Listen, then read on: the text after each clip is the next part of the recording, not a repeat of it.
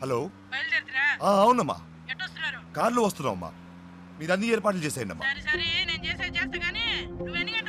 1 minute అమ్మా. 4 గంటలకల్లా వెళ్ళిపోతామా? అవుతాం. అవునమ్మా, 4 గంటల లోపు వచ్చేస్తామమ్మా. ఈ అమ్మాయి అంతా చెడు కొట్టిందమ్మా. మీరు రిజిస్టర్ ఆఫీస్కి వచ్చేయండి, మేము తిన్నగా అక్కడికి వచ్చేస్తాం. సరే అమ్మా, పెట్టేస్తాను. కొంచెం త్వరగా వెళ్తావా? 4 గంటల్లో పిల్లలు అంతేగా, నేను చూసుకుంటా. బుద్ధుండే పని చేసావా? టైం ఎంత అవుతుంది చూడు. ఇప్పుడు నీ మూల నేను బదులు చెప్పుకుంటూ ఉండాలి.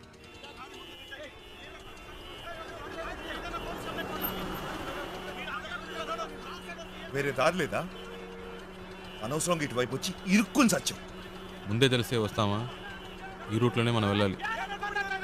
అయిపోయా. వీళ్ళ గొడవ ఇప్పట్లో తేలేలేదు. సంతోషమా నీకు? చాలా సంతోషం కదా. బాగా ఇరుక్కున్నావు.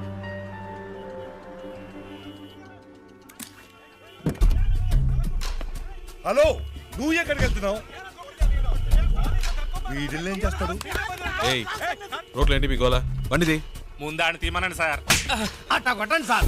ఆటోతో గుద్దింది కాకుండా అరగంట నుంచి అడ్డు పెట్టి దారి ఇవ్వనని గొడవ చేస్తున్నాడు సార్. బండిది. ఓ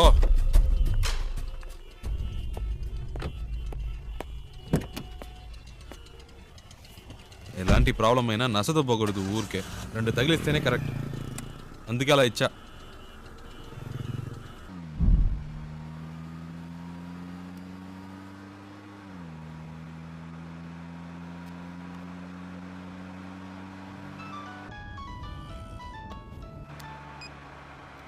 హలో అమ్మా, వచ్చేస్తున్నావు అమ్మా. ఫోన్ అమ్మా, వచ్చేస్తున్నావు అమ్మా. బెంగళూరు నుంచి బయలుదేరిపోయామ్మా. సరే అమ్మా.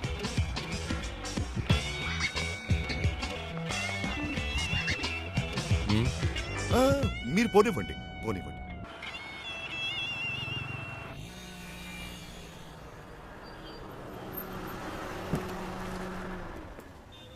ಎಷ್ಟು సార్?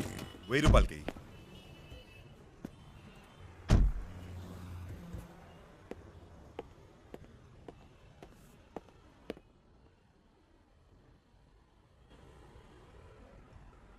ఐదు కిలోలు పార్సల్ చేయి. 120నా?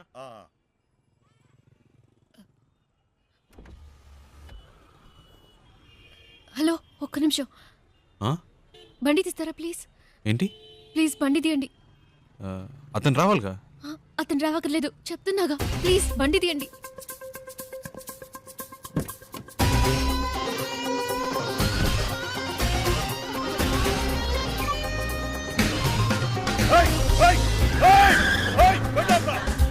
తొందరగా పోయండి, తొందరగా. హలో హలో అమ్మా, నేనే మాట్లాడుతాను. ఆ డ్రైవర్తో ఈ అమ్మాయి కూడా వెళ్ళిపోయిందమ్మా.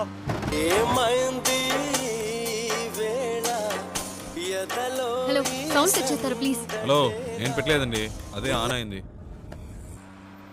ఏమైంది? ఏంటి ప్రాబ్లం? మాట్లాడకుండా పోనీయండి. ఎక్కడికి పోవాలి? ఎయిర్పోర్ట్కి.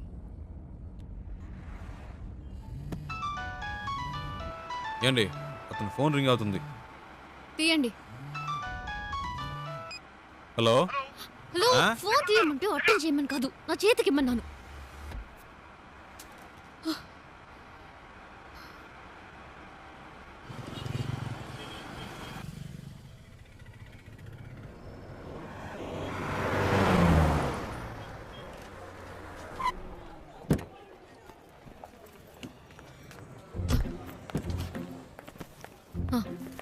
ఇదిగోండి.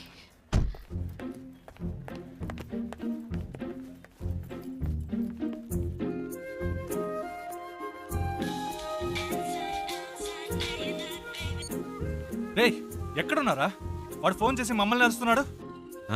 ఎయిర్పోర్ట్లో ఉన్నా. ఎయిర్పోర్ట్లోనా? రే, మతిపోయింది. ఆ అమ్మాయిరా వచ్చి నా కారులో ఎక్కింది. ఇంతసేపు నాతోనే ఉందిరా. నీతోనా? ఇప్పుడే జస్ట్ నో ఎయిర్పోర్ట్లో దింపా.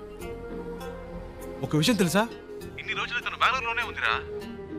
జోరున వర్షం పడుతుంటే ఒకే గొడుగులో ఇద్దరం తడవకుండా వెళ్తే ఎలా ఉంటుంది అలా ఉందిరా.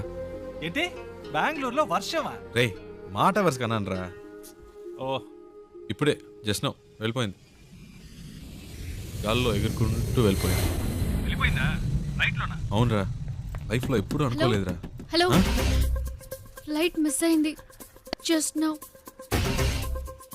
ప్లీజ్ రండి, బండి తీయండి. వెళ్దాం, ఎక్కండి ఎక్కండి. రే, నేను తర్వాత చేస్తాను రా.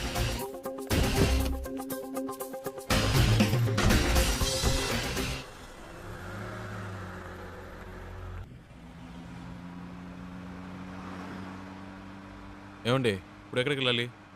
Railway station. ఆ? ఇప్పుడే కాదండి అక్కడి నుంచి వచ్చారు. కాసేపు ఆడకుండా ఉంటారా?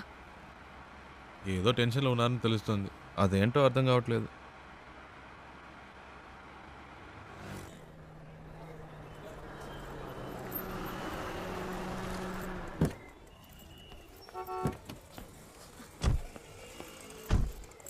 ఓ, ఇదిగోండి, రే. ఇది ఉంచండి. అరే వద్దండి, పర్వాలేదు, ఇచ్చారు కదండి. ఉంచండి.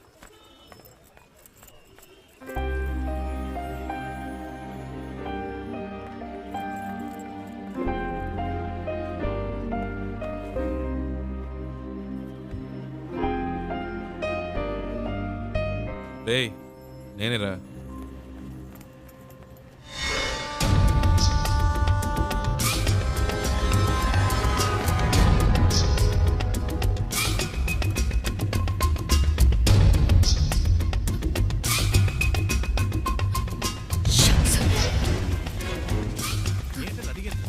ఏం చెప్పలేదు. హలో, ఆ? బండి తీయండి. కూర్చోండి కూర్చోండి.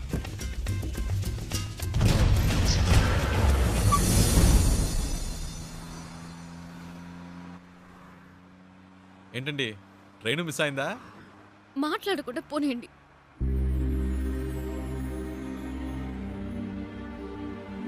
ఏమండి, ఎక్కడికి వెళ్ళాలో చెప్తే కదండి. ఎక్కడికైనా తీసుకెళ్ళండి. ఏదైనా ఎత్తైన చోటుకి తీసుకెళ్ళండి. అక్కడి నుంచి దూకి చేస్తాను.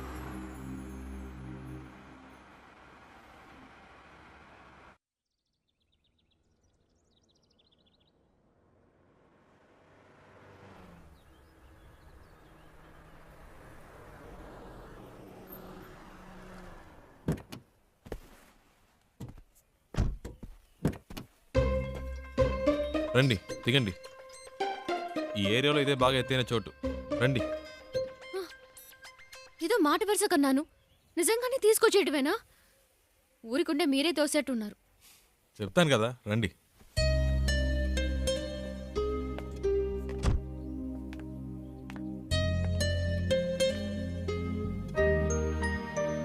టోటల్ సిటీ చూడండి, ఎంత పెద్ద ఊరు. ఇక్కడి నుంచి చూస్తే బుజ్జిదిగా లేదు.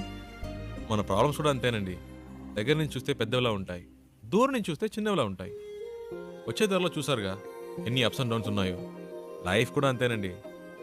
ఆ మాత్రానికే చేస్తానని మాట్లాడితే ఎలాగండి? ఏదో ప్రాబ్లంలో ఉన్నారని అర్థమైంది.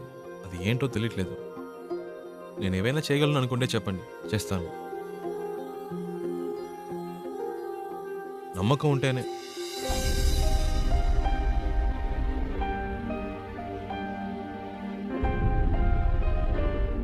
ఏంటండి, నమ్మకం లేదా? నన్ను బాంబే దాకా డ్రాప్ చేస్తారా? బాంబేనా? ప్లీజ్.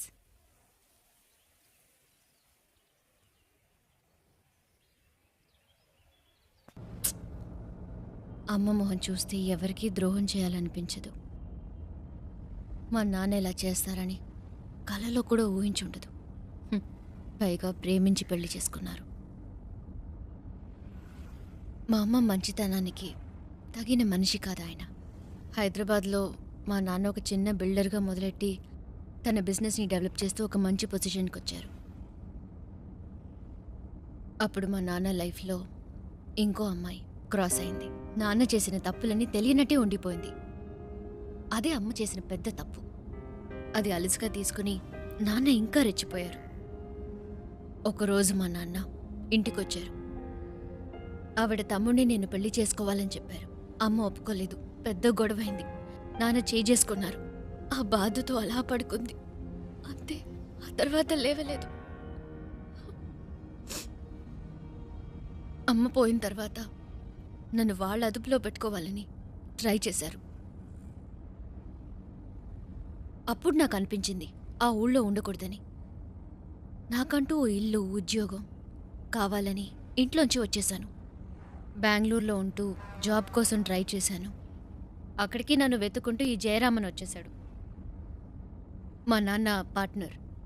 ప్రాపర్టీ మొత్తం వాళ్ళ పేరు మీద రిజిస్టర్ చేసేస్తే నాకేం ప్రాబ్లం ఉండదన్నారు. నేను నమ్మాను. కానీ వెళ్ళేప్పుడే తెలిసింది వాళ్ళు తీసుకెళ్లేది ప్రాపర్టీ రిజిస్ట్రేషన్కి కాదు, మ్యారేజ్ రిజిస్ట్రేషన్కి. అతన్ని వదిలించుకోవడానికి పెట్రోల్ బంక్లో ఒక ఛాన్స్ దొరికింది. అందుకే మీతో ఇలా వచ్చేశాను. ఇప్పుడు బాంబేలో ఉన్న మా అమ్మమ్మ ఇంటికి వెళ్తున్నాను.